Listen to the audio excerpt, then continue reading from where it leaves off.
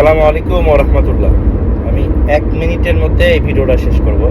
আমাদের বাংলাদেশে দুর্ঘটনা বা অ্যাক্সিডেন্ট এত বেশি হয় কেন জানেন? এবং দুর্ঘটনা হলে মানুষ মারা যায় কারণ একটা মাত্র ছোট রাস্তা, এবং এই একটা ছোট রাস্তার মধ্যেই বাস, ট্রাক, মোটরসাইকেল, সাইকেল, রিক্সা, ভ্যান, গরু, ছাগল সবই চলে আসে। তো অ্যাক্সিডেন্ট তো হবেই। আর বাইরের দেশে আপনি খেয়াল করেন কতগুলো লেন, তাও আবার যেই রাস্তা দিয়ে গাড়ি যায় সেই রাস্তা দিয়ে গাড়ি আসে না, মাঝখানে একটা ডিভাইডেশন থাকে এবং পাশের রাস্তা দিয়ে গাড়ি আসে। আপনাদেরকে দেখাচ্ছি,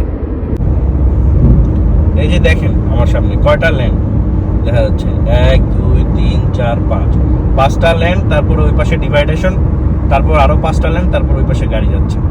ঠিক আছে, তো বাংলাদেশ বলে ডিজিটাল হয়েছে, তো ডিজিটাল হলে এরকম করতে পারেনি কেন রাস্তাঘাট? তাহলে তো দুর্ঘটনা